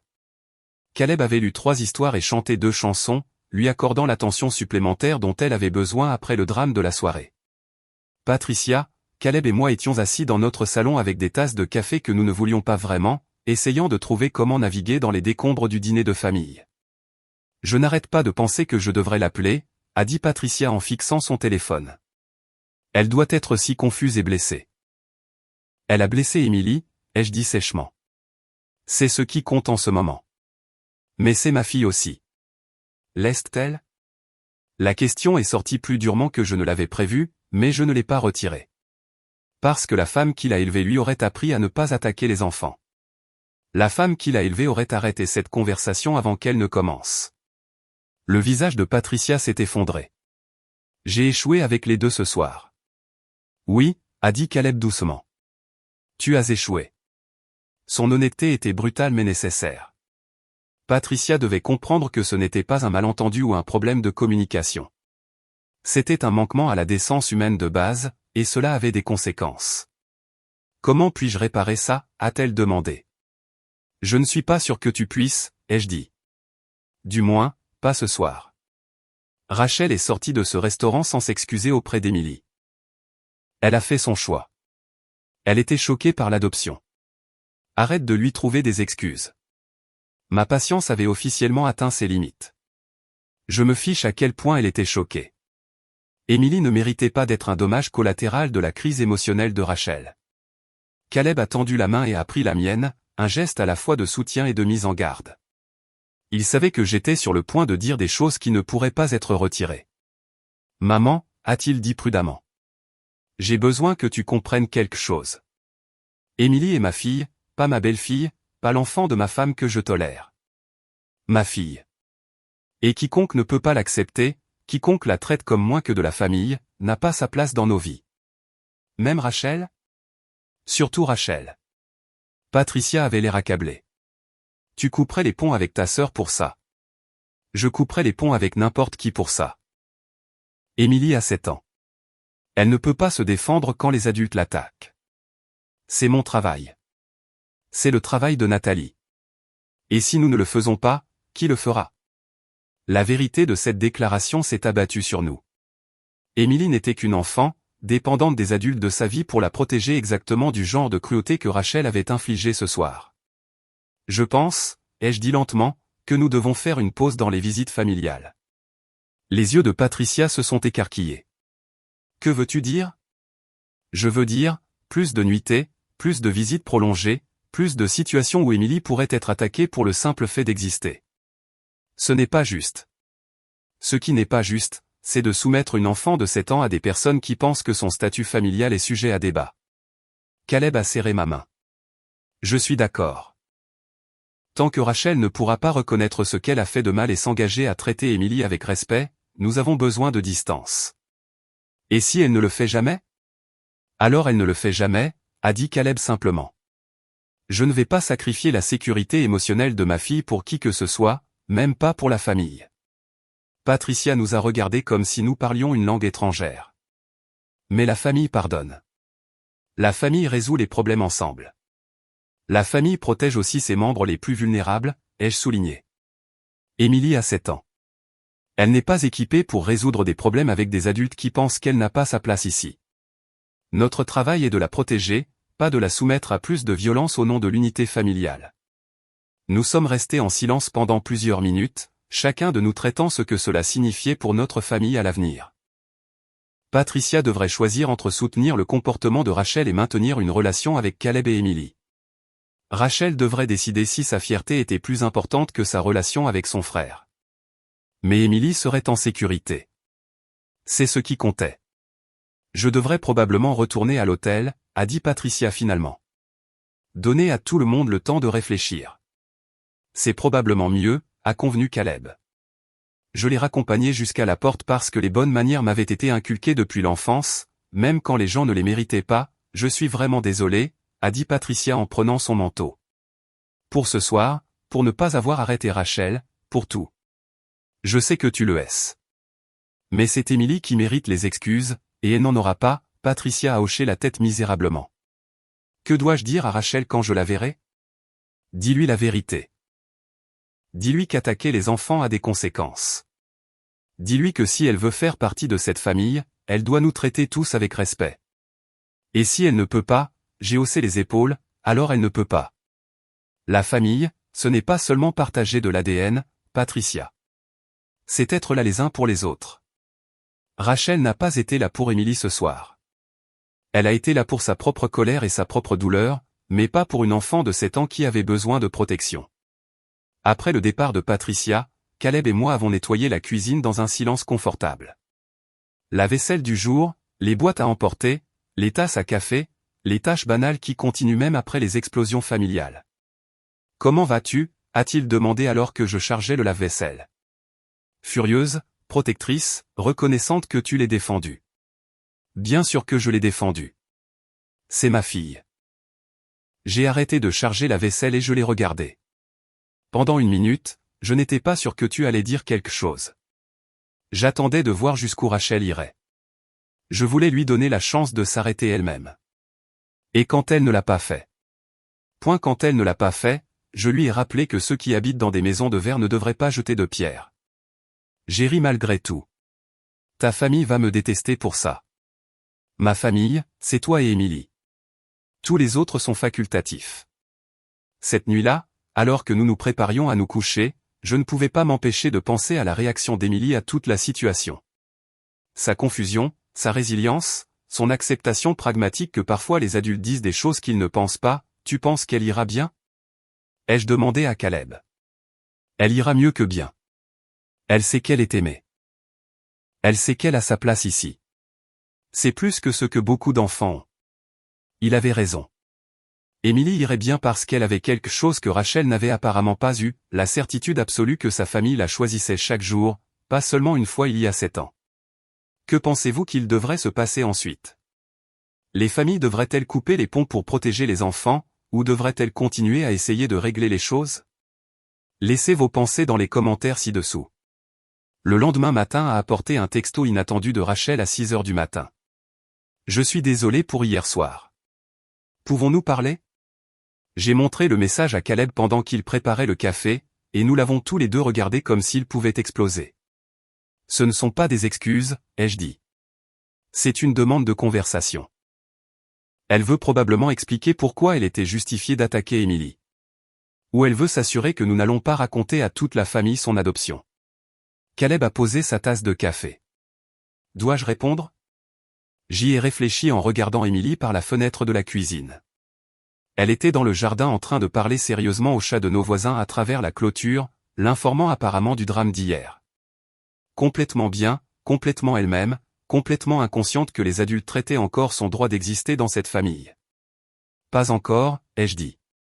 Laisse-la réfléchir à ce qu'elle a fait pendant un moment. Laisse-la trouver comment arranger les choses avant de lui donner une plateforme pour trouver des excuses. Mais Rachel n'a pas attendu notre réponse. Elle s'est présentée à notre porte à 10 heures du matin, l'air de ne pas avoir dormi et portant un petit sac cadeau qui contenait probablement quelque chose qu'elle avait attrapé dans une station-service en chemin. « Je dois m'excuser », a-t-elle dit quand j'ai ouvert la porte. Auprès d'Emily et de vous deux. Je ne l'ai pas invitée à entrer immédiatement. Appelez ça de la mesquinerie, mais elle avait mérité l'inconfort de rester sur notre porche pendant que je décidais si elle méritait d'accéder à notre maison. Pourquoi exactement t'excuses-tu, ai-je demandé. Pour ce que j'ai dit au dîner. Pour avoir blessé les sentiments d'Emily. Elle a lutté avec les mots. Pour avoir eu tort à propos de la famille. Ce n'était pas de grandes excuses, mais c'était un début. Je me suis écarté pour la laisser entrer. Emily était dans le salon en train de construire une ville élaborée avec des blocs tout en tenant une conversation complexe avec son éléphant en peluche sur l'urbanisme. Elle a levé les yeux quand Rachel est entrée, son expression poliment curieuse. « Salut, tante Rachel », a-t-elle dit. « Tu t'es senti mieux après être partie hier soir ?» L'innocence de la question a frappé Rachel comme un coup physique. Son visage s'est effondré, et pendant un instant, j'ai pensé qu'elle pourrait commencer à pleurer là, dans notre salon. « Je voulais te parler de ce que j'ai dit au dîner », a commencé Rachel, s'asseyant sur le bord de notre table basse pour être au niveau des yeux d'Emily. « J'ai dit quelque chose de très mal, et j'ai blessé tes sentiments. » Emily a considéré cela sérieusement. « Tu as dit que je n'avais pas ma place dans la famille. » J'ai dit ça, et c'était mal. Tu as absolument ta place dans cette famille. Tu es la fille de ton papa et cela fait de toi ma nièce et cela fait de nous une famille pour toujours. Emily a hoché la tête, apparemment satisfaite de cette explication. Parfois, les gens disent des choses quand ils sont confus. C'est vrai. J'étais très confuse à propos de certaines choses, mais cela ne me donne pas le droit de te faire du mal. Tu n'es plus confuse? Rachel m'a jeté un coup d'œil, puis est revenue à Emily. Je suis encore confuse à propos de certaines choses, mais je ne suis pas confuse à ton sujet. Tu es de la famille, et j'aurais dû m'en souvenir. Emily est retournée à sa ville de bloc. La crise était apparemment résolue de son point de vue. Rachel s'est levée, l'air soulagée et légèrement surprise de la facilité avec laquelle les enfants peuvent pardonner lorsque les adultes reconnaissent réellement leurs erreurs. « Je peux vous parler à toi et à Caleb une minute ?» m'a-t-elle demandé doucement. Nous sommes allés dans la cuisine, laissant Emily à son projet d'urbanisme. Caleb nous a rejoints, café à la main, l'expression soigneusement neutre. « Je vous dois aussi des excuses à vous deux », a dit Rachel. Ce que j'ai dit était inexcusable. J'ai été choqué par la nouvelle de l'adoption, et je m'en suis prise à Emily, et c'était complètement mal. Ça l'était, a convenu Caleb. Mais je suis plus intéressé par comprendre pourquoi tu as pensé que c'était acceptable d'attaquer une enfant de 7 ans en premier lieu. Le visage de Rachel s'est empourpré. Je ne pensais pas que c'était acceptable. J'étais juste. J'étais en colère. À propos de quoi? D'apprendre que j'avais été adopté. Que maman et papa m'avaient menti toute ma vie. De sentir que tout ce que je pensais savoir sur moi-même était faux. Et cela justifiait de blesser Emily. Comment? Rachel est restée silencieuse pendant un long moment. Ça ne le justifiait pas. Il n'y a aucune justification. Je souffrais et je voulais que quelqu'un d'autre souffre aussi. Et Emily était. Elle a fait une pause, cherchant ses mots. Une cible facile, ai-je suggéré froidement. Sûr, a admis Rachel. C'était sûr de lui faire du mal parce que c'est juste une enfant et qu'elle ne pouvait pas se défendre. L'honnêteté était brutale, mais c'était honnête. Elle avait attaqué Emily parce qu'Emily ne pouvait pas se défendre, parce que s'en prendre à des adultes aurait pu avoir des conséquences. C'est exactement pourquoi nous ne pouvons pas laisser cela se reproduire, a dit Caleb doucement. Émilie nous fait confiance pour la protéger. Si nous ne le faisons pas, qui le fera? Je comprends. Je ne vous demande pas d'oublier ce qui s'est passé ou de prétendre que c'était acceptable. Je demande juste la chance de faire mieux. J'ai étudié le visage de Rachel, cherchant des signes de remords sincères par opposition à de la gestion de crise. Elle avait l'air épuisée, dégonflée, comme quelqu'un qui avait passé la nuit à affronter des vérités inconfortables sur elle-même. À quoi ressemble faire mieux? Ai-je demandé. Traiter Émilie comme si elle avait sa place ici, parce que c'est le cas. Ne pas lui faire payer mes problèmes. Me souvenir qu'elle a 7 ans et qu'elle mérite de se sentir en sécurité avec sa famille. Ce n'étaient pas des excuses parfaites, mais elle reconnaissait le préjudice réel qu'elle avait causé plutôt que de se concentrer sur sa propre douleur. Progrès. Et si tu te fâches à propos d'autre chose, si tu as une autre crise ou un autre choc? Alors je le gère comme une adulte au lieu de m'en prendre aux enfants. Caleb s'est appuyé contre le comptoir, observant toujours sa sœur avec une attention prudente. Pourquoi devrions-nous te croire? Parce que je ne veux pas te perdre. Ni Émilie, ni cette famille que je n'appréciais apparemment pas assez. Il y avait quelque chose de brut dans sa voix qui suggérait qu'elle avait passé la nuit à calculer exactement ce que sa cruauté pourrait lui coûter, perdre son frère, perdre sa place dans la famille dont elle venait d'apprendre qu'elle n'était pas biologiquement la sienne, perdre la nièce qu'elle avait attaquée pour la même raison. Un incident de plus, ai-je dit doucement. Une attaque de plus contre Émilie. Un moment de plus où tu te défoules sur notre fille et c'est fini. Pas une pause, pas un temps mort, point. Fini. Rachel a hoché la tête rapidement. Je comprends. Je suis sérieuse, Rachel. La sécurité émotionnelle d'Émilie n'est pas négociable. Pour personne. Je comprends. Vraiment. Je ne lui ferai plus de mal. Nous sommes restés là dans un silence gêné. Personne ne sachant vraiment comment avancer à partir de ce point. Les excuses avaient été offertes et acceptées sous condition, mais la confiance mettrait du temps à se reconstruire. Je devrais probablement y aller, a dit Rachel. Vous laissez reprendre votre journée. En fait, la voix d'Émilie est venue de l'embrasure de la cuisine. Tu veux voir ma ville? Je suis en train de construire un endroit où toutes sortes de familles différentes peuvent vivre ensemble. Les yeux de Rachel se sont remplis de larmes. J'adorerais voir ta ville. Alors qu'elles retournaient ensemble dans le salon, Émilie bavardant sur ses plans architecturaux, Caleb et moi avons échangé un regard. Tu penses qu'elle est sincère, ai-je demandé doucement. Je pense qu'elle a assez peur pour être sincère, du moins pour l'instant. Et si elle ne l'est pas, alors nous ferons exactement ce que tu as dit. C'est fini. J'ai hoché la tête, sentant le poids de la protection d'Émilie se reposer sur mes épaules. C'était un poids que je porterais volontiers pour le reste de ma vie, mais j'étais fatigué de devoir la protéger de personnes qui auraient dû la protéger elle-même. La famille ne devrait pas être si difficile. Mais d'un autre côté, la famille que nous avions construite, Caleb, Émilie et moi, n'avait jamais été difficile. C'étaient tous les autres qui compliquaient les choses. Le reste de la visite de Rachel s'est déroulé tranquillement. Elle est partie dimanche matin avec des promesses de rester en contact et de faire mieux, et un câlin pour Émilie qui semblait sincère plutôt que joué. Patricia avait à peine parlé depuis l'incident du restaurant, luttant clairement avec la révélation de l'adoption de Rachel et son propre échec à protéger Émilie. Pendant 2 semaines après, notre maison a semblé paisible d'une manière qu'elle n'avait pas été pendant la visite. Émilie a repris sa routine normale. Caleb et moi sommes retombés dans notre rythme confortable et la vie a avancé sans drame familial. Puis les appels téléphoniques ont commencé. D'abord, c'était Patricia qui voulait prendre des nouvelles et s'assurer que tout le monde dépassait ce qui s'était passé. Puis Rachel envoyant des textos maladroits sur les activités scolaires d'Émilie qu'elle ne pouvait pas connaître à moins de vérifier obsessionnellement nos réseaux sociaux. Elle joue la culpabilité, ai-je dit à Caleb après le 3e appel de la semaine, agissant comme des membres de la famille concernés maintenant qu'elle réalise qu'il pourrait y avoir des conséquences à maltraiter Émilie. Dois-je leur dire de reculer? Pas encore. Laissons-les prouver si c'est un vrai changement ou juste de la gestion de crise. La réponse est venue 3 semaines plus tard, lors de la pièce de théâtre de l'école d'Émilie. Émilie avait décroché le rôle d'un tournesol dans la production de sa classe de 2e année, le jardin de l'apprentissage, ce qui impliquait exactement le genre de costume élaboré et de surjeu enthousiaste qui fait pleurer les parents de fierté et d'embarras à parts égales. Caleb et moi sommes arrivés tôt pour avoir de bonnes places, appareil photo prêt à documenter chaque instant des débuts théâtraux d'Émilie. Elle avait répété sa seule ligne, « Je grandis haut avec la connaissance », pendant des semaines, avec des gestes de bras qui représentaient l'atteinte du soleil. À mi-parcours du premier acte, j'ai repéré des visages familiers au fond de l'auditorium. Patricia et Rachel, l'air mal à l'aise et trop habillés pour une cafétéria d'école primaire, scrutant la foule pour nous trouver. « Savais-tu qu'elle venait » ai-je chuchoté à Caleb.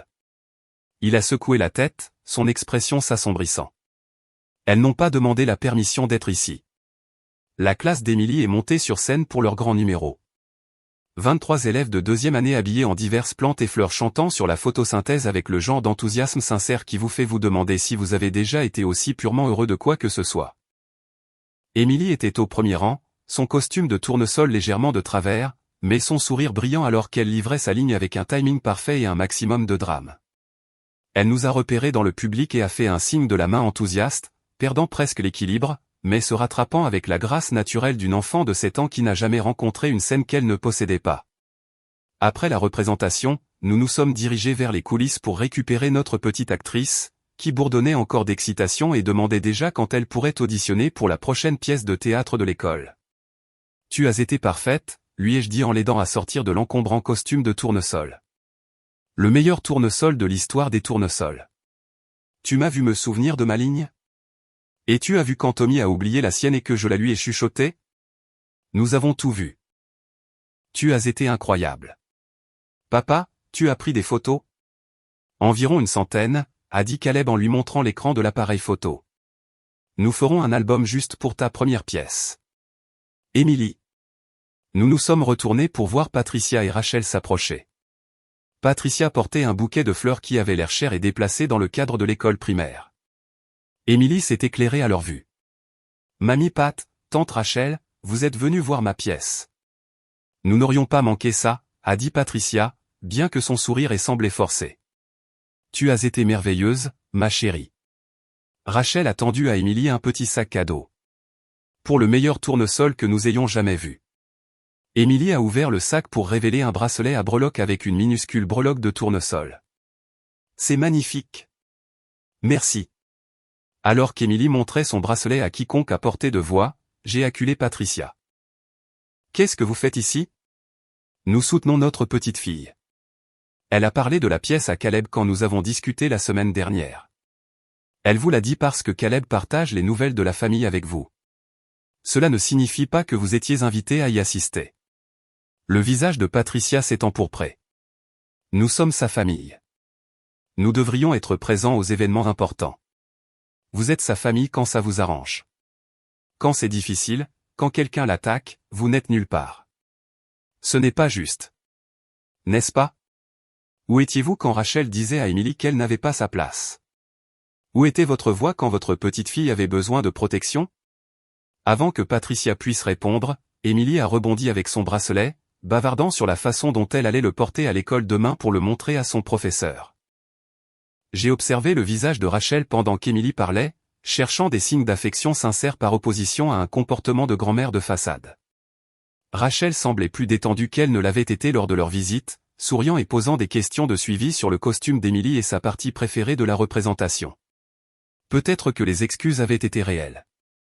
Peut-être qu'elle essayait vraiment de faire mieux. Ou peut-être qu'elle était juste meilleure pour cacher son ressentiment maintenant qu'elle comprenait les conséquences. « Pouvons-nous vous emmener manger une glace ?» a demandé Patricia pour célébrer les débuts théâtraux d'Émilie. Émilie m'a regardé avec espoir. La crème glacée était toujours un oui dans son monde, et elle était encore sur le nuage de sa performance réussie. « S'il te plaît, maman. Je veux leur raconter toutes les autres pièces dans lesquelles je vais jouer. » J'ai croisé le regard de Caleb. Il a légèrement haussé les épaules, me laissant la décision. « D'accord, ai-je dit, mais juste pour 1 heure. C'est un soir d'école. » Le glacier était bondé d'autres familles qui avaient eu la même idée de célébration post-performance. Émilie a choisi une table près de la fenêtre et s'est lancée dans un résumé détaillé de chaque moment de la pièce, y compris les drames en coulisses impliquant des dysfonctionnements de costumes et des répliques oubliées. Patricia et Rachel ont écouté attentivement, posant des questions appropriées et riant des reconstitutions dramatiques d'Émilie. Un comportement de grand-parent normal, le genre d'attention qu'Émilie méritait de la part des membres de la famille qui prétendaient l'aimer. Je vais être dans toutes les pièces jusqu'à ce que je sois diplômé, a annoncé Émilie en tourbillonnant sa cuillère dans sa crème glacée à la fraise. Et ensuite, je vais être dans des pièces sur de vraies scènes avec de vraies lumières. Ça ressemble à un excellent plan, a dit Rachel. Nous devrons nous assurer de n'en manquer aucune. Quelque chose dans son ton m'a fait la regarder de plus près. Il y avait une mélancolie là, une tristesse qui semblait sincère plutôt que manipulatrice. Ça va, ai-je demandé doucement pendant qu'Émilie décrivait sa future carrière à Broadway à Patricia. Le sourire de Rachel était triste. Je pense juste à toutes les choses que j'ai failli perdre en étant stupide. Failli ? Vous pourriez toujours changer d'avis. Décider que je suis trop de problèmes à gérer. Me couper de la vie d'Émilie. La vulnérabilité dans sa voix était inattendue. C'était une Rachel différente de celle qui avait attaqué Émilie au restaurant. Différente de celle qui avait présenté des excuses prudentes axées sur la minimisation des conséquences. Ce n'est jamais ce que nous avons voulu, ai-je dit prudemment. Nous voulions juste qu'Émilie soit en sécurité. Je sais. Et je le veux aussi. Je veux être le genre de tante qu'elle mérite, pas celle qui lui fait du mal quand je passe une mauvaise journée. C'est ce que nous voulons aussi. Nous sommes restés assises dans un silence confortable pendant un moment, regardant Émilie divertir Patricia avec des plans de plus en plus élaborés pour sa carrière théâtrale. Peut-être que cela pourrait fonctionner. Peut-être que Rachel avait vraiment appris quelque chose en manquant de détruire sa relation avec son frère. Peut-être que les dîners de famille n'avaient pas à être des champs de mine où le droit d'exister d'Émilie était sujet à débat. Mais la confiance, une fois brisée, met du temps à se reconstruire. Et la sécurité d'Émilie serait toujours ma première priorité, peu importe à quel point Rachel prétendait avoir changé. Certaines choses une fois dites ne peuvent être retirées. Certaines blessures une fois infligées laissent des cicatrices permanentes. Mais les gens peuvent changer, peuvent grandir, peuvent choisir d'être de meilleures versions d'eux-mêmes. J'espérais que Rachel était l'une de ces personnes, pour le bien d'Émilie et pour la famille que nous essayions tous de construire ensemble. 6 mois plus tard, nous avons organisé Thanksgiving chez nous pour la première fois. C'était l'idée d'Émilie, en fait. Elle voulait faire un festin de gratitude où tout le monde pourrait partager ce pourquoi il était reconnaissant. Et d'une manière ou d'une autre, cela a évolué pour inviter la famille de Caleb pour les vacances. Tu es sûr de ça, a demandé Caleb alors que nous planifions le menu. C'est beaucoup de pression d'organiser votre première grande fête. Émilie veut que toute sa famille soit là, et honnêtement, je veux voir si nous pouvons le faire. Avoir une réunion de famille normale où tout le monde se comporte vraiment comme une famille. Rachel avait été constamment meilleure depuis l'incident de la pièce de théâtre. Elle appelait régulièrement pour parler à Émilie, se souvenait des événements importants, et envoyait des cadeaux appropriés qui montraient qu'elle prêtait vraiment attention aux intérêts de notre fille. Elle avait même commencé une thérapie, ce qu'elle avait mentionné nonchalamment lors d'un de nos appels téléphoniques. Patricia avait été plus réservée, traitant toujours sa propre culpabilité concernant l'incident du restaurant et la révélation de l'adoption. Mais elle avait fait un effort pour se connecter avec Émilie, envoyant des cartes et de petits cadeaux, posant des questions sur les activités scolaires avec un intérêt sincère. Le matin de Thanksgiving, je me suis réveillée nerveuse mais excitée. Émilie parlait de ce dîner depuis des semaines, planifiant ce qu'elle voulait dire pendant le partage de gratitude, m'aidant à choisir les recettes à préparer. Je veux que tout soit parfait, a-t-elle annoncé en m'aidant à mettre la table avec notre belle vaisselle. Ça n'a pas à être parfait, ma chérie. Ça doit juste être agréable. Mais je veux que mamie Pat et tante Rachel voient que nous sommes une vraie famille. Le commentaire m'a arrêté net. Que veux-tu dire par une vraie famille? Émilie a disposé les serviettes avec une précision minutieuse. Tu sais, comme que nous sommes faits pour être ensemble, que ma place est avec toi et papa. Les enfants de 7 ans ne devraient pas avoir à prouver qu'ils ont leur place dans leur propre famille. Le fait qu'Émilie y pense encore, qu'elle ressente encore le besoin de démontrer sa place dans nos vies m'a fait mal au cœur. Émilie, regarde-moi. Je me suis agenouillée à son niveau. Tu n'as rien à prouver à personne.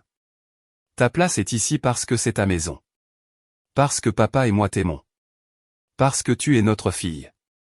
Pas parce que tu peux mettre une table parfaite ou dire les bonnes choses au dîner. Je sais, mais je veux qu'elle m'aime aussi. Elle t'aime. Et si elle ne le montre pas de la manière que tu mérites, c'est leur problème, pas le tien. Patricia et Rachel sont arrivées précisément à 15 heures, apportant des fleurs et du vin et le genre d'énergie nerveuse qui suggérait qu'elles avaient passé le trajet à discuter de la manière de naviguer dans cette réunion de famille sans marcher sur des mines. Émilie les a accueillis avec son enthousiasme habituel, montrant sa robe de Thanksgiving et expliquant les marque-places élaborées qu'elle avait fait pour tout le monde. Une interaction normale grand-mère-petite fille, chaleureuse et facile, d'une manière qui me rendait prudemment optimiste pour la journée à venir. La conversation du dîner a été étonnamment fluide.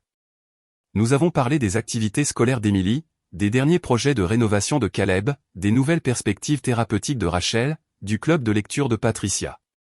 Des sujets familiaux normaux, sans mention d'adoption, d'appartenance ou de qui avait le droit d'être à notre table. Quand est venu le temps du partage de gratitude, Émilie a commencé. Je suis reconnaissante pour ma famille, a-t-elle dit solennellement. Pour maman et papa qui m'aiment toujours, et pour mamie Pat et tante Rachel qui sont venus voir ma pièce et qui sont là pour le dîner de Thanksgiving. Sa simple déclaration est restée en suspens dans l'air comme un cadeau. Pas de drame, pas de qualification, juste une enfant de 7 ans reconnaissante pour les personnes autour de sa table. Patricia a suivi, sa voix légèrement tremblante. Je suis reconnaissante pour les secondes chances, pour l'opportunité d'être une meilleure grand-mère que je ne l'ai été, et pour Émilie, qui pardonne plus facilement que les adultes ne le méritent. La gratitude de Rachel était plus complexe. Je suis reconnaissante d'apprendre que la famille n'est pas une question de sang ou de perfection. C'est une question d'être présent, même quand c'est difficile, surtout quand c'est difficile. Et je suis reconnaissante que cette famille n'est pas abandonnée quand j'ai oublié comment être présente correctement. Le tour de Caleb était simple mais puissant. Je suis reconnaissant pour l'amour qui choisit de rester. Pour une femme qui me rend meilleure, pour une fille qui rend chaque jour plus lumineux, et pour une famille qui est prête à grandir et à changer ensemble. Quand ce fut mon tour, j'ai regardé autour de la table ces personnes qui étaient devenues notre famille par le choix, l'engagement et parfois une croissance douloureuse. Je suis reconnaissante pour la famille choisie, ai-je dit. Pour les personnes qui voient votre valeur et décident de vous aimer quand même, pour les secondes chances, les conversations difficiles et le courage de protéger ce qui compte le plus. Après le dîner, Émilie a convaincu Rachel de l'aider à construire un fort avec des coussins de canapé pendant que Patricia et moi nettoyions dans la cuisine. Le chaos normal post-repas, le genre de désordre confortable qui se produit lorsque les gens apprécient réellement d'être ensemble. Merci, a dit Patricia doucement alors que nous chargions le lave-vaisselle. De nous avoir invités, de nous avoir donné une autre chance. Merci de l'avoir prise au sérieux, d'avoir fait le travail pour la mériter. Rachel suit une thérapie depuis ce dîner affreux, travaillant sur sa colère et sa peur de l'abandon. Elle ne veut plus jamais blesser Émilie comme ça. J'espère que c'est vrai. Ça l'est. Elle sait à quel point elle a failli vous perdre tous, et ça lui a assez fait peur pour changer vraiment. Nous avons travaillé dans un silence confortable pendant quelques minutes. Les bruits des rires d'Émilie dérivant du salon où elle dirigeait Rachel dans les bonnes techniques de construction de fort. Elle va s'en sortir, n'est-ce pas, a demandé Patricia.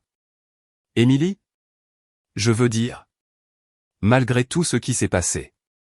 J'ai regardé vers le salon où Émilie expliquait des principes architecturaux complexes à 2 adultes qui prenaient ses instructions très au sérieux. Plus que bien. Elle va être extraordinaire parce qu'elle sait qu'elle est aimée. Elle sait qu'elle a sa place ici et elle sait que la famille se bat les uns pour les autres quand ça compte. Cette nuit-là, après que Patricia et Rachel soient retournés à leur hôtel et qu'Émilie se soit endormie, Caleb et moi étions assis dans notre salon, entourés des conséquences confortables d'un accueil réussi. « Comment penses-tu que ça s'est passé ?» a-t-il demandé. « Mieux que je ne l'espérais. Assez bien pour réessayer. » « Tu penses qu'elles ont vraiment changé ?» J'ai réfléchi à la question en ramassant les fournitures de construction de fort éparpillées d'Émilie. Je pense qu'elles essaient de changer, ce qui est plus que ce qu'elles faisaient il y a 6 mois. Et si elles régressent, alors nous gérons ça. Mais Émilie mérite d'avoir des grands-parents et des tantes qui l'aiment correctement. S'ils peuvent trouver comment faire ça, je veux leur donner l'opportunité. Caleb m'a attiré sur le canapé à côté de lui. Tu sais ce que j'ai réalisé aujourd'hui ? Quoi ? Nous l'avons fait. Nous avons construit quelque chose de réel. Une famille qui peut gérer les conflits et en sortir plus forte. Une famille qui protège ses membres les plus vulnérables. Une famille qui choisit l'amour plutôt que la commodité. Il avait raison. Nous l'avions fait. Pas parfaitement, pas sans lutte. Mais nous avions créé quelque chose qui valait la peine de se battre. Émilie était en sécurité, aimée et confiante en sa place dans notre monde. Rachel apprenait à être meilleure. Patricia trouvait des moyens de se montrer de manière appropriée. Et Caleb et moi étions plus unis que jamais, ayant prouvé à nous-mêmes et à tout le monde que notre famille était inébranlable quand cela comptait le plus. Il y a 6 mois, Rachel avait essayé de dire à Emily qu'elle n'avait pas sa place. Ce soir, Emily l'avait remerciée de faire partie de la famille. La transformation n'était pas magique. C'était le travail acharné de personnes engagées à mieux s'aimer. Certaines histoires se terminent par des confrontations dramatiques ou de grands gestes. Celle-ci se termine avec ce que la vraie vie offre habituellement, une croissance lente, une reconstruction prudente et la satisfaction tranquille de protéger ce qui compte le plus. Emily a sa place ici. Elle a toujours eu sa place ici, et maintenant tout le monde le sait, y compris les personnes qui l'ont oubliée pendant un certain temps, mais qui ont retrouvé le chemin pour la traiter avec l'amour qu'elle mérite. Si cette histoire a résonné en vous, assurez-vous d'aimer et de vous abonner pour plus d'histoires réelles sur la famille, l'amour et la lutte pour ce qui compte le plus. Parfois, les victoires les plus puissantes ne sont pas spectaculaires.